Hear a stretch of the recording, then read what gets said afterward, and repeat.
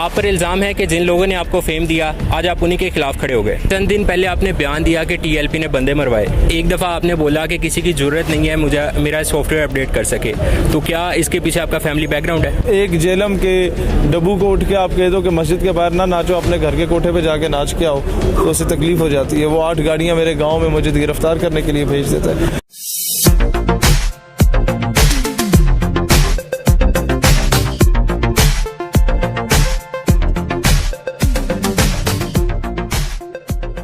अस्सलामुअलैकुम नाजरीन, समाक टेलीविजन के साथ मैं हूं मुज़म्मिल अशरफ। नाजरीन, आज मेरे साथ पाकिस्तान का एक ऐसा चेहरा मौजूद है जिसे आपने कहीं ना कहीं तो ज़रूर देखा होगा। मुनफरिद बयानात की वजह से ना सिर्फ पाकिस्तान बल्कि हिंदुस्तान में भी इनके खूब चर्चे रहते हैं। पाकिस्तान नज़रियाती पार्टी के चेयरमैन शहीद सालवी साहब, अस्सलामुअलैकुम सर, कैसे हैं आप? वालेकुम अस्सलाम, बहुत नवाजिश, बिल्कुल खैर। सर, सबसे पहले तो पार्टी के लिए मुबारकबाद और नेक तमन्ना है। ये आप सब नौजवानों की अपनी पार्टी है, मुबारकबाद हमारी तरफ से आप सबको है। पाकिस्तान में ना तो सियासी जमातों की कमी है और ना ही सियासतदानों की, तो फिर आप क्यों इस मैदान में कूद पड़े? गैरत की कमी थी, वो पूरी करने आए। आप पर इल्ज़ाम है कि जिन लोगों ने आपको फेम दिया आज आप उन्हीं के खिलाफ खड़े हो गए। देखिए, बात ये है कि उन लोगों को भी किसी और पॉलिटिकल पार्टी ने फेम दिया जो 70s से या 60s से चल रही थी। बात फेम की नहीं होती, बात ये होती है कि when someone comes for a good cause, may it be people's party, may it be any political party, may it be PMLN या रिलीजियस पार्टी, आपको उसका साथ देना चाहिए।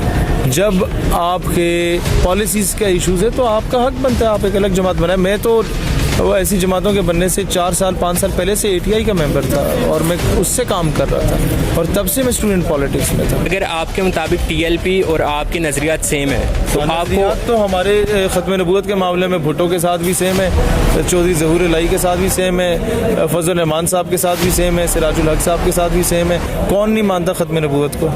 मुस्तकबिल में अगर आपको किसी से इल्हाक करने की ज़रूरत पेश आती है तो क्या करेंगे? अली मोहम्मद ख़ान के मुकाबले में कैंडिडेट नहीं लाएंगे, वो PTI का है। कैप्टन सफदर के मुकाबले में नहीं लाएंगे, वो नून का है। और कासिम फ़खरी साहब के मुकाबले में नहीं लाएंगे, क्योंकि तीनों ने ख़त्म नबूवत की बात असेंबली में की है। हमारा जमात से नहीं, बंदा नज़रियाती बात करे हम उसके साथ खड़े हों। नजरिए पे तो कॉम्प्रोमाइज़ नहीं है ना भाई, तरीक़ेकार पे कॉम्प्रोमाइज़ है और तरीके कार पे डिफरेंस ऑफ ओपिनियन है कि भाईजान एक पढ़ा लिखा आदमी है, मैं इसको चाहूँगा कि फॉरेन मिनिस्टर बने। एक बंदे को बेचारे को फॉरेन पॉलिसी का पता ही नहीं, उसे मैं फॉरेन मिनिस्टर बना के बैठ रहा हूँ। एक बंदा है उसको पता ही नहीं है इंटीरियर का सेटअप आपने चलाना कैसे है। आप डिफेंस मिनिस्टर बनेंगे तो एक army chief is suppose to salute you. आप परवेज़ खटक को या ख्वाजा आसिफ को ला के डिफेंस मिनिस्टर बनाए, कभी आर्मी चीफ सल्यूट करेगा उन्हें? तो इनके पास तो, बाकी जमातों के पास तो ये भी नहीं है, परवेज़ खटक टाइप के भी। तो defence minister should act like a defence minister, he should deserve to be a defence minister. तो ऐसे लोगों की टीम हमने टेक्नोक्रेट्स की और ऐसी टीमें पूरी बनाई है अल्हम्दुलिल्लाह, जो बैक एंड पे नौजवानों की तरबियत कर रहे हैं। सर, चंद दिन पहले आपने बयान दिया कि TLP ने बंदे मरवाए। इसके जवाब में वो कहते हैं कि ये एक जिहाद है। बताता हूँ एक चीज़, बयान को तोड़ मरोड़ के पेश किया गया है, उसको पूरा सुन लें तो मेरे ख्याल है काफ़ी चीज़ें क्लियर होंगी। और जहाँ तक सवाल ये है कि क्या TLP के साथ हालात बेहतर होंगे या नहीं होंगे, जिन लोगों ने शर और फसाद मचाने की कोशिश की थी उन्हें TLP ने निकाल दिया है। 2-3 महीनों में शायद हम बहुत अच्छे तौर पे इकट्ठे होकर सामने कुछ इशूज़ पे आ भी जाएँ। और जहाँ तक ये बात है राब्ता है या नहीं है, तो हमारा बड़ा पुराना राब्ता है और आजकल में भी राब्ता हुआ है। और सर, अगला इक़्तिदार आप किसका देख रहे हैं? अगला इक़्तिदार इट डिपेंड्स। फ़िलहाल तो अगर मैं किसी और का नाम लूँ तो नौजवानों को नाउम्मीद करने वाली बात है। अगला इक़्तिदार में देख रहा हूँ कि अल्लाह करे ये नौजवान इस काबिल हो जाएं कि उस इक़्तिदार वालों को आंखों में आंखें डाल के बात कर सकें, असम्बली में उनके बराबरी पे बैठ जाएं। तो यही इक़्तिदार है असल। सर, एक लम्हे को तसव्वुर करते हैं कि आज का पाकिस्तान है और IMF का डंडा आपके सर पे है। इन हालात में आपको इक़्तिदार दिया जाता है तो क्या करेंगे? 10 करोड़ से ज़्यादा असासाजात रखने वाले बंदों पे लाजिम करार दे दूंगा कि 10% रियासत का है, आपके सारे कर्जे उतर जाते हैं। जर्मनी ने यह मॉडल किया, 25% of the entire property of every person belongs to the state. और जब एक घर में 4 कमरे एक रियासत का है, एक घर में 4 जोड़े कपड़ों के एक रियासत का है, 4 साइकिलें एक रियासत की है, जर्मनी अपने कदमों पे खड़ा हो गया। हमने तो कहा आवाम ना दे, 10 करोड़ से ज़्यादा असासे रखने वाला बंदा सिर्फ 10% दे दे, यूँ आपके सारे कर्जे खत्म। सर इक़्तिदार कुल हासिल होने के बाद कश्मीर के लिए क्या लाहेअमल होगा आपका? मेरा नहीं ख्याल कि मुझे इक़्तिदार हासिल करने का वेट करना चाहिए कश्मीर के लिए। कश्मीर के लिए जितना जल्दी हो सकता है हमें लॉबीज़ बना के वहाँ रेफरेंडम कराना है, प्लेबिसाइट कराना है। हम लोग इसके लिए या डॉक्टर आफिया के लिए हम इक़्तिदार के लालच नहीं लेके आएंगे।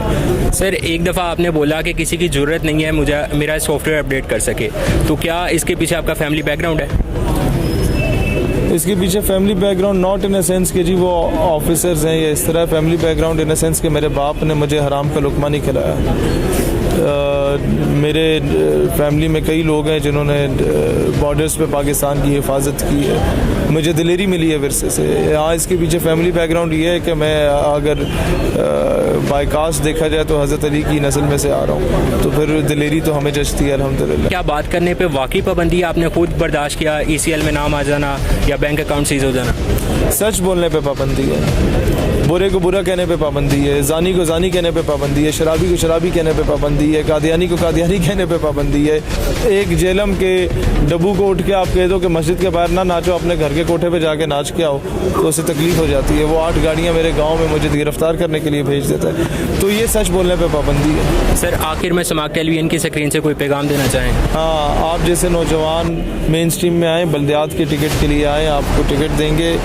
इस मोरूसी सियासत को ख़त्म करें, खुदा का वास्ता है। लड़ो इलेक्शन, मेन स्ट्रीम में आओ। तुम नहीं लड़ोगे और कहोगे कि कोई मोहम्मद बिन कासिम बाहर से आके तुम्हारे मसले हल करे, कोई भी नहीं करेगा, कभी भी नहीं करेगा। तुम में से ही किसी ने उठना है जिसने उस्मान गाजी बनना है या अर्तगल गाजी बनना है, या वो हुसैनी रूबेदार करनी है, या अपने वो इकबाल की उकाबी रूबेदार करनी है, कि तुम में से कोई उमर बिन अब्दुल अजीज़ बन के उनके पैरोकार बन के उठे। बाहर से वेट करो कि बाहर से कोई आके तुम्हारे मसले हल कर जाए। यही तो पाकिस्तानी कौम की सबसे बड़ी सितम ज़रीफ़ी है कि there waiting for someone else. Iqbal said कि भाई थे तो आबा वो तुम्हारे ही, मगर तुम क्या हो। वो प्यो दादे तुम्हारे थे, ठीक है, उन्होंने कैसर कसरों को भी फदा कर लिया, उन लोगों ने बड़े बड़े सुपर पावर्स को भी शिकस्त दी थी, but who the hell you are, what are you up to? हाथ पर हाथ धरे मुंतज़र फरदा हो, you are waiting for someone else कि ही शुड कम और तुम्हारे मसाइल को हल करे। नहीं होगा, ये खुद करना पड़ेगा। खुद मेन स्ट्रीम में आओ, हार जाओ, ये गिला तो नहीं रहेगा ना कि कुफियों में शुमार था। इस वक्त मेरे साथ पाकिस्तान नज़रियाती पार्टी के मरकज़ी जनरल सेक्रेटरी राजा फ़ैज़ान असलम मौजूद हैं। आइए इनसे जानते हैं कि इनकी पार्टी का क्या मंशूर है। सर आप मुझे ये बताएं कि आपकी पाकिस्तान नज़रियाती पार्टी दूसरी जमातों से कैसे मुख्तलिफ है? देखें, हमने जो अपना मंशूर बताया उसमें मेन जो पाकिस्तान के 15-16 मसाइल हैं, उसमें ये नहीं है कि हम ये भी करेंगे ये भी करेंगे, उसमें प्रॉपर हम लोगों ने हल दिया है डिटेल। हमारा जो मंशूर हम लोगों ने ECP में जमा करवाया वो 127-28 पेजेस पे, और पब्लिक के लिए खैर हमने आसान करके वो 12-13 पेजेस पे, मतलब ताकि हर बंदे को समझ आ जाए। टेक्निकल लैंग्वेजेस जो है वो हर बंदे को समझ नहीं आ सकती, इस वजह से हम लोगों ने उसको बड़ा आसान करके, मतलब आपकी हेल्थ पॉलिसी है उस पर क्या होगा, आपके मुल्क के कर्जे कैसे उतरेंगे, आपके जो है ना वो कानून की बालादस्ती कैसे होगी, ये सारे मामलात हम लोगों ने प्रॉपर डिटेल में, और वो चीज़ें जो इम्प्लीमेंटेबल हैं। इस वक्त हमारे साथ पाकिस्तान नज़रियाती पार्टी के जॉइंट सेक्रेटरी अब्दुल शकूर सुजरा हमारे साथ मौजूद हैं। आइए इनसे सवालात करते हैं। सर कैसे हैं आप? सबसे पहले बहुत शुक्रिया, आज आपने हमें प्रेस क्लब में कवरेज भी दी, अल्हम्दुलिल्लाह मैं आपकी दुआओं से बिल्कुल ठीक हूँ। सर आप ये बताएं कि आपका मंशूर है कि नौजवानों को आप टिकट्स देंगे और नौजवान आगे मुकाबला करेंगे, तो उनके जो फाइनेंशियल इशूज़ होंगे वो कैसे सोल्व करेंगे? वो देखें जी, हम पिछले 10 साल से एक प्लेटफॉर्म है स्टेट यूथ पार्लियामेंट, और उसके ऊपर वो एक नौजवानों का लाइंस था, और आज तक 10 साल में हम जहाँ पर भी गए हैं हमें स्टेज मिला।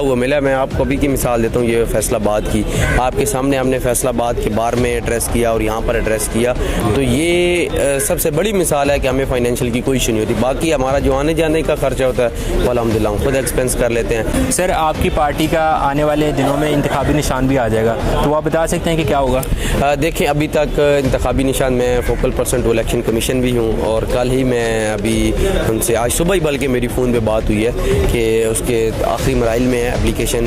उसमें हमने 3 जो है ना वो आपके इस चैनल पे मैं बता भी देता हूँ, 3 निशान हमने इलेक्शन कमीशन को दिए हैं, और उम्मीद है उनमें से कोई एक प्रेफरेंस पे आ जाएगा। इसमें हमारे पास एक स्कूल बैग है, एक इसमें हमारे पास रेलवे इंजन है, और तीसरा जो है वो सरप्राइजली तौर पर होगा, वो इंशाल्लाह फिर हम आपसे इंशाल्लाह अनाउंस भी करेंगे।